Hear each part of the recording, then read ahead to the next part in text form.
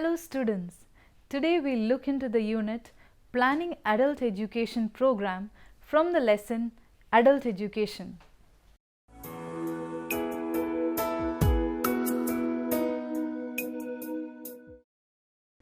A program plan guides the work.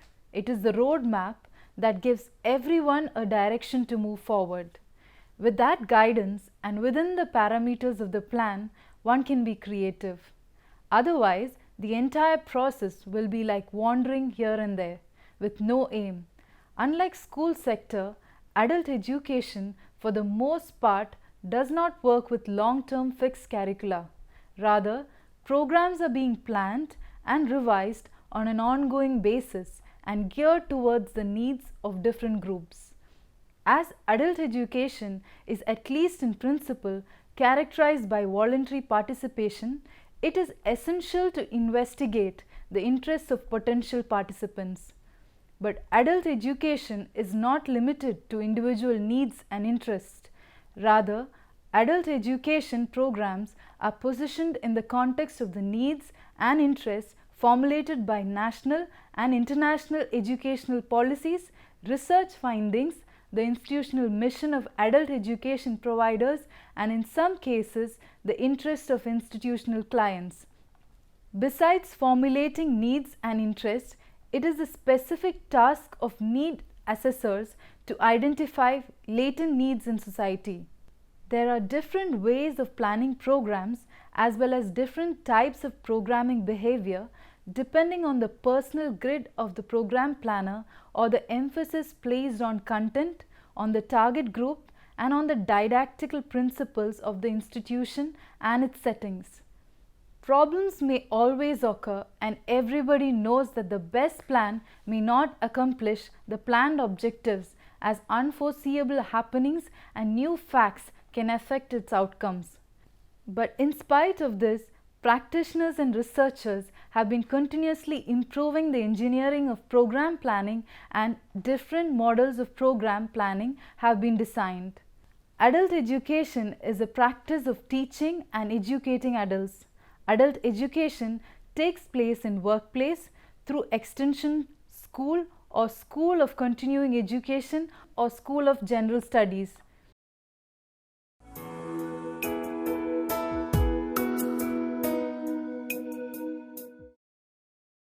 In planning an adult literacy program, one has to consider and decide the community needs and the resources available for use. The areas that are generally referred to adult literacy are: first one, areas of literacy, which includes reading. Functional literacy is often defined as the ability to read at a particular grade level. Next is writing. Written literacy might best be considered to be an individual's capacity to write what she needs to in clear and reasonable accurate language. Math. Numeracy or mathematical literacy usually refers to the ability to perform the basic mathematical operations, that is addition, subtraction, multiplication, division, and whatever else normally needed in everyday life. English as a second or other language. The teaching of English speaking, listening, reading, and writing skills to those for whom it is not the native language. Cultural literacy. Familiarity with the background knowledge of the society. The uses of literacy also have to be considered in any discussion about the subject. Adult learners in literacy programs, asked why they were pursuing literacy skills, gave three equally important reasons. Firstly, they wanted to improve their employment situations, whether that meant gaining more responsibility on their jobs, becoming more competent at what they did, being promoted, finding a better job or career, or just being able to work at all. Most learners felt that improving their skills could lead to improving their work life and finances. They wanted to be better parents, spouses, and family members. Reading to children or helping them with homework, keeping better contact with faraway relatives, even writing love letters to husbands or wives were all cited as reasons for learning to read and write better. They wanted to be better citizens and to participate in the political life of their communities.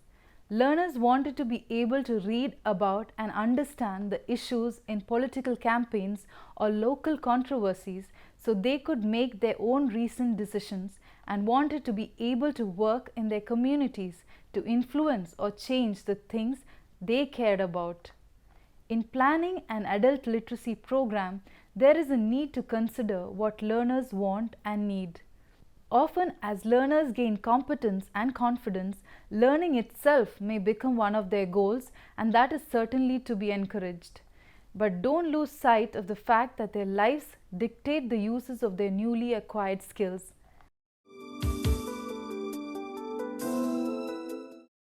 There are two general reasons to start an adult literacy program.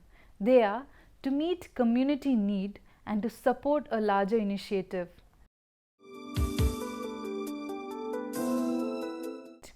Communities can assess and interpret their own needs in a number of different ways. Once determined to start a program, it's necessary to take a careful look at the community and determine how many people need what kinds of literacy services. But before looking at numbers, one should listen to the community to understand how it views the issue of literacy and what kind of needs resonate with its residents. Some community reasons for establishing a program are economic concerns, immigration, children's education, health issues, quality of life, etc.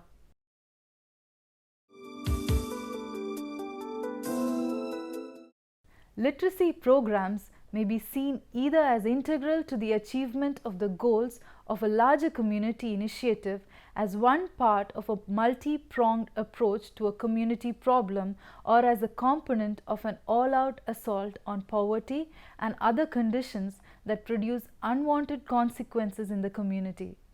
Some initiatives that might include adult literacy services are violence prevention, substance abuse prevention, community health, either a general push towards a healthier community or a campaign aimed at the specific health problem or concern, voter registration, economic development, job training, education, specific early childhood or school-based initiatives, and anti-poverty.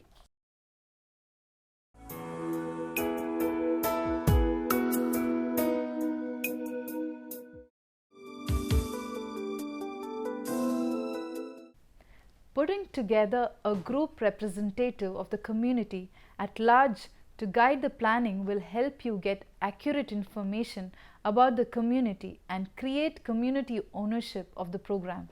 Some groups and individuals participate include local government. In addition to someone from the mayor's or town manager's office, a town planner or economic development director may be a good candidate. Libraries. Besides being obvious allies for literacy programs, libraries may be the daytime haunts of the homeless, and librarians often receive queries about literacy, resources and services. Human service providers and representatives of agencies that serve the disadvantaged. Many agencies, especially those working specifically with low-income groups, have contact with many who need literacy services. Schools and other educational programs. The public schools, Head Start and other adult education providers might be invited to join. Law enforcement. The police, probation office, clerk of courts and judges. Health providers and community health programs. Hospitals are often major employers, especially of unskilled labor, and they and community health programs may serve a disadvantaged population that includes potential adult literacy learners. Employers and other members of the business community. Employers may be acutely aware of literacy needs in a community because of their inability to find qualified workers. Labor unions. Union members may have their own literacy needs, and unions are often willing to support initiatives that benefit the disadvantaged. Representatives of community institutions.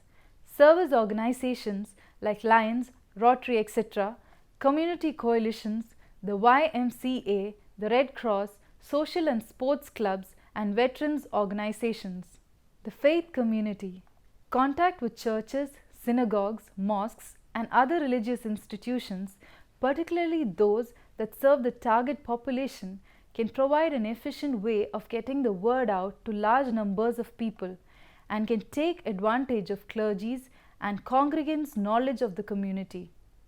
Key individuals in the community at large and in the target population. People who hold no specific position but who are well respected and who have their fingers on the pulse of the community.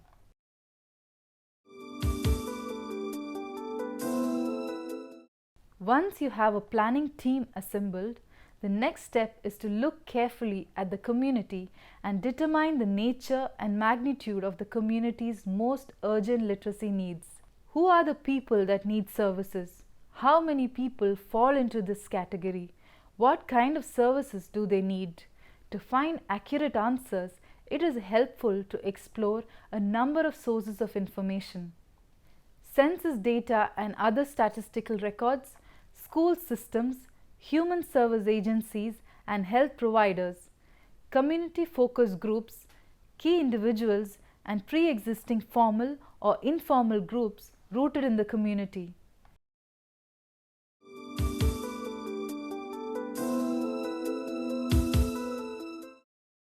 There are 4 elements that go into designing a program. Target audience and type of services.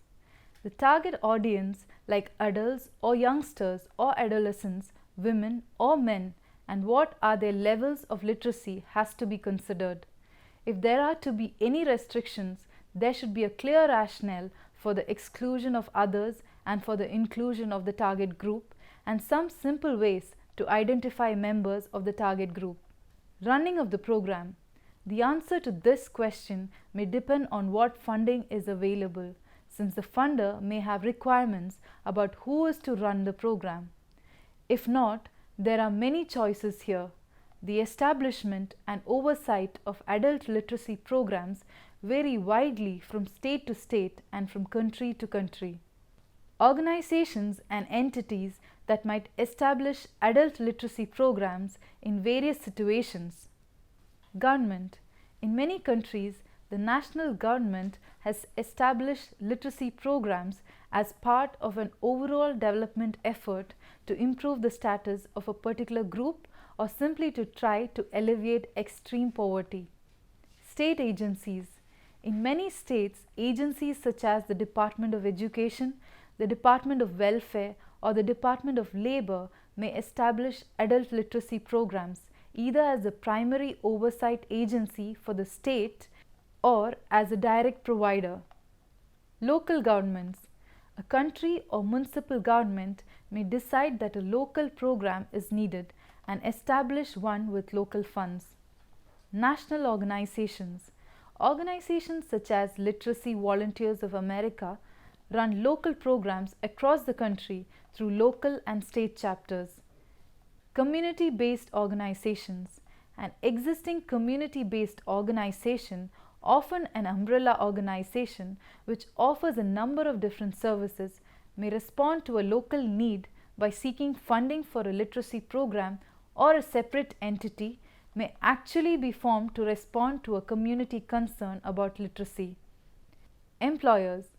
Workplace education programs are becoming increasingly common as employers realize that they can improve accident records and increase production by increasing workers' basic skills or command of English.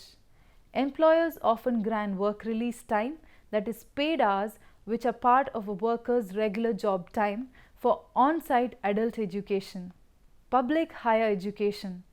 State colleges or particularly community colleges may establish adult literacy programs, sometimes as a result of a mandate, sometimes as a response to a funding opportunity, and sometimes as a community service. Schools or education partnerships. Public school systems are often the founders and operators of adult literacy programs. Typically, these programs use already existing school facilities, equipment and personnel.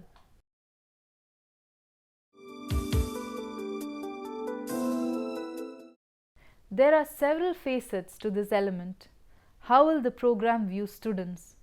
A program can achieve empowerment goals not by ignoring the educational process, but by emphasizing it, putting learners in charge of it, and helping them to integrate it into their lives.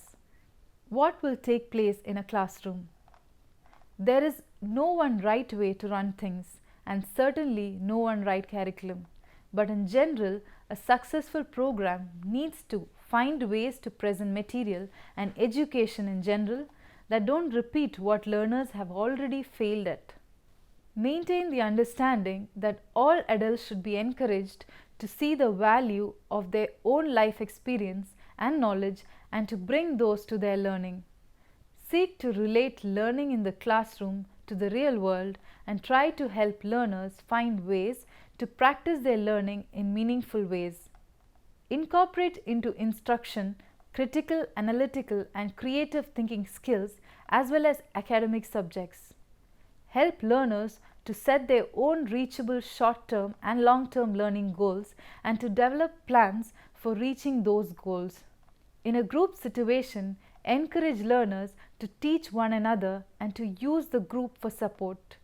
Foster the development of abstract reasoning and of critical, analytical, and creative ways of thinking. Encourage learners to struggle with new concepts rather than handing them with answers. In this way, they will actually understand what they have learned and will understand also that the learning belongs to them rather than to a teacher or tutor who has pushed them through it. Who teaches? To some extent, the answer to this question depends on resources. A program that can't afford to hire a full professional staff will have to depend on volunteers to some extent. A program run by a public school will usually have to have a professional staff because the school system will only employ certified teachers.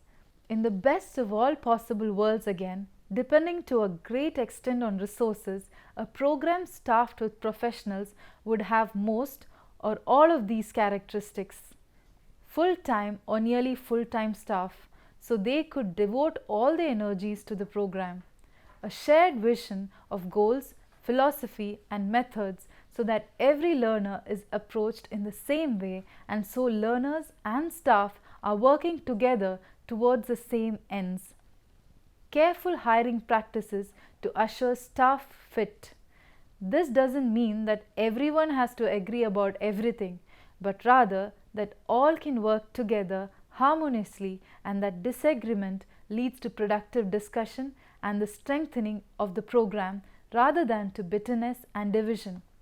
Regular staff meetings and staff development to assure that all staff members stay in touch and learn from one another.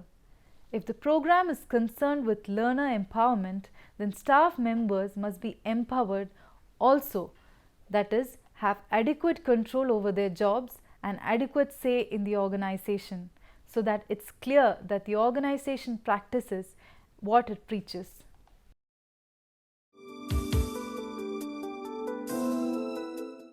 There are several possible sources of funding for adult literacy programs, each carrying its own set of assumptions, regulations, and expectations. Public money. This might come from the state or from local government. On the other hand, public money can be the easiest to get and generally comes in fairly large amounts. Foundation money. By and large, foundations require simpler applications than public funders and have fewer restrictions on how funding can be used. Business and corporate foundations established to fund either specific causes or more general good works. Family foundations, which distribute the assets of a family trust to charitable and non-profitable organizations. Community foundations, which draw on both other foundations and contributions from the local community. Local education foundations, which fund local educational projects. Community funds. United Way, Community Chest, and other such community funders could be sources of funding. Sometimes they are reluctant to fund a new program and they almost always require some proof of the organization's financial responsibility and of its chances for survival. Fundraising. There are as many ways to do this as there are organizations, but if it's not done well, it can raise a fair amount of money. Social responsibility of the organization. If they have something valuable to offer, consulting, curriculum development services, etc., you might form a separate, for-profit organization to feed money back to the literacy program. All are interrelated, but looking at each element individually, one has to plan the program. There are some critical essentials in the program planning process. They are conducting the needs assessment, linkage with partner organizations, setting priorities, developing the plan, evaluating the results. Now we have come to the end of this lesson. Do you have any questions? Hello, ma'am. I have a question. How NGOs are contributing to the cost of education in India? Oh, that's an interesting question. NGOs have been spearheading the movement to provide quality education to the most marginalized and deprived children of India. With programs in the most remote and marginalized areas of India, the NGO ensures that the benefits of the Right to Education Act reach the most deprived children. The idea is to ensure that all children, irrespective of their origin, are able to go to school, play, interact, and learn with other children of their age so that they secure for them a life of dignity and contribute to the betterment of the economy. Hope this answers your question. Any further questions? Thank you for patiently listening to my lesson. Hope you have all understood the lesson.